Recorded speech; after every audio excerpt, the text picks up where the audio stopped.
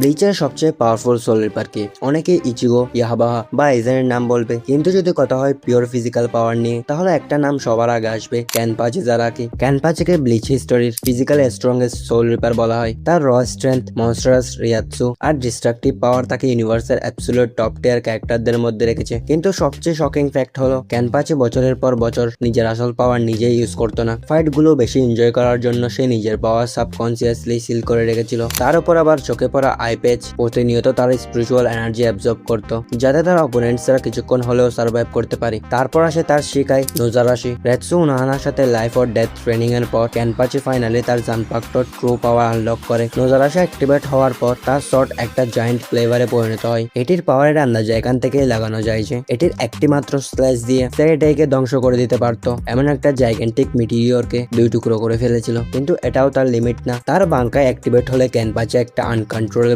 বাজার্ক মনস্টারে পরিণত হয়। এই ফর্মে তার স্ট্রেংথ আর কাটিং পাওয়ার এত বেশি বেড়ে যায় যে জায়ান্ট মিরাক্কেল কুইন্সি ভলকারিকেও টুকরো টুকরো করে ফেলতে পারে। তবে এই ইমেন্স পাওয়ারের একটা ডাউন সাইডও আছে। বাঙ্কাইয়ের আউটপুট এত বেশি যে তার নিজের বডিও ওই পাওয়ার সবসময় হ্যান্ডেল করতে পারে না। আর ক্যানপাচির ডিউরেবিলিটির কথা বললে তা অলমোস্ট ইম্পসিবল লেভেলের। ফেটাল উন্ড নিয়েও ফাইট কন্টিনিউ করতে পারে, এমনকি আউটার স্পেসের ভ্যাকিউমেও সার্ভাইভ করে ব্যাটেল চালিয়ে গেছে শুধু নিজের will power are fighting speed দিয়ে। তো এমন এনিমি কন্টেন্ট দেখার জন্য make sure to subscribe the channel.